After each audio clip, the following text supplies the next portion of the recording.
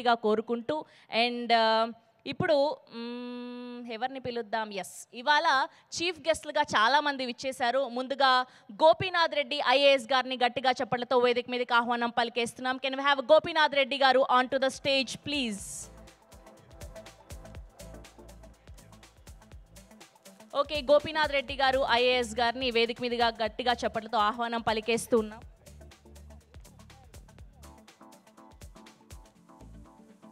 And bouquet అందించవలసిందిగా request చేస్తున్నాం. And Appa జంక్షన్లో కొన్ని వేల మంది పోలీసులకి ట్రైనింగ్ ఇచ్చారు. And the legendary person is here we welcome to the నేను ఎక్కడున్నా ప్రీ రిలీజ్ ఈవెంట్.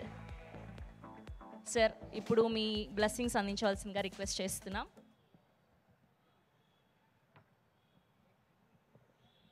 సభకు నా నమస్మాంజల్. చాలా సంతోషం ఈనాడు నేనెక్కడున్నా అనే చలనచిత్రం యొక్క ప్రీ రిలీజ్ ఈవెంట్లో పాల్గొనడం. మాధవ్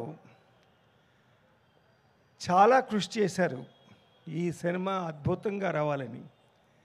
నేను అనుకొని వచ్చాను, చాలా చిన్న సినిమా, పాపం ఎంత కష్టపడ్డారో వీళ్ళు అని అనుకున్నాను.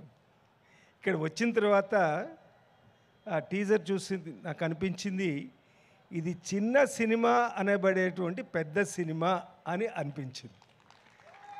దానికి మాధవ్ని వారి వెనక ఉన్నటువంటి ప్రత్యక్షంగా ఎందరో సహాయ సహకారాలు అందించారు. వారిని కూడా నేను సభాముఖంగా అభినందిస్తున్నాను. మరి శ్యామ్ ప్రసాద్ రెడ్డి ఎంత కష్టపడ్డాడో మాధవ్తో పాటు.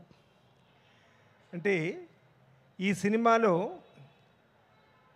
పత్రికా రంగంలో ఉన్నటువంటి వ్యక్తికి ఎలాంటి సమస్యలు వస్తాయి, ఆ సమస్యలు నిజంగా వారు ఎదుర్కోవడం అవసరమా అనే ప్రశ్నకు ఒక జవాబు. అంటే ప్రజలకు ప్రభుత్వానికి మధ్యగా వారధి ఈ పత్రికా రంగం కావచ్చు, బుల్లితెర కావచ్చు, ఈవెన్ చలనచిత్రం కూడా కావచ్చు. ఇవన్నీ వారధిలాగా ఉంటుంది. మరి ఈ సమస్యను ఏ విధంగా ఎదుర్కొన్నారు అని ఒకవైపు చూపిస్తూ, స్త్రీ శక్తికి మనం అవకాశం ఇస్తే ఎలా ఆకాశమంత ఎత్తు ఎదుగుతుందో అన్న విషయాన్ని కూడా మన మాధవ్ ప్రస్ఫుటంగా చూపించారని నాకు తెలిసింది. దానికి మాధవ్ను సభాముఖంగా అభినందిస్తున్నాను.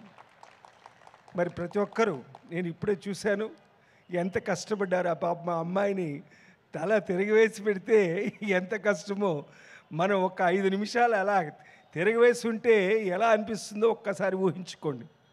మరి ఒక అమ్మాయి అంతసేపు తిరగవేసి ఉన్నా అద్భుతంగా నటించింది అనిపించింది.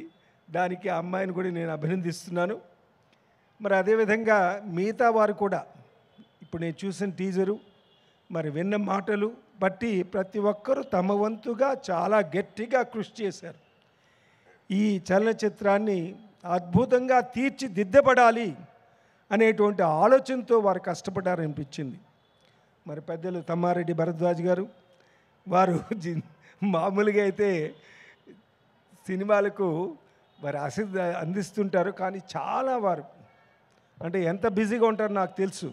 అయినా మాధవ్ పైన ఉన్నట్టు అభిమానంతో ఇచ్చేశారు నాకు తెలుసు. మరి ఎంత బాగా ఉంటే ఈ సినిమా అద్భుతంగా ఆడుతుందో ఆ విషయాన్ని గ్రహించారు మరి మా భరద్వాజ్ గారు. మరి వాళ్ళంతా వచ్చారంటే ఈ చలనచిత్రం 100 రోజులు జరుగుతుంది అంటే జరుపుకుంటుంది నేను భావిస్తున్నాను. ఈ రోజుల్లో 100 రోజులనే మాట వినపడదు. 2 వారాలు ఆడినా, మరి ఇది పాన్ ఇండియా కదండి, పాన్ ఇండియా అంటే మొత్తం ప్రపంచమంతా విడుదల కాబోతున్న చిత్రం 2 వారాలు గట్టిగా ఆడినా చాలు, 100 రోజులతో సమానం. మరి నాకు అనిపిస్తున్నది తప్పకుండా విజయవంతమవుతుంది. మరి శ్యామ్ ప్రసాద్ రెడ్డికి వారికి కూడా అంత ఇంత లాభసాటిగా ఉంటుందని నేను భావిస్తున్నాను. లాభసాటిగా ఉండాలని కూడా నేను భగవంతుని ప్రార్థిస్తున్నాను.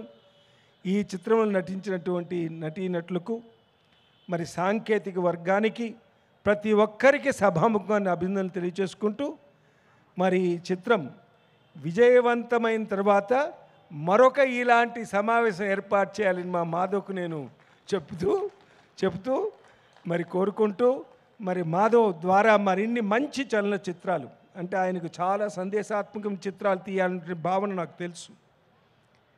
మరి అలాంటి మంచి చిత్రాలు ఆయన చేతుల మీదుగా రావాలని నేను ఆకాంక్షిస్తూ, భగవంతుడు ప్రతి ఒక్కరికి ఆయురారోగ్య సౌభాగ్యాలు ప్రసాదించమని, ఈ చిత్రం విజయవంతం కావాలని భగవంతుని ప్రార్థిస్తూ సెలవు తీసుకుంటాను. నమస్కారం. Thank you sir, thank you for gracing our event. Thank you so much.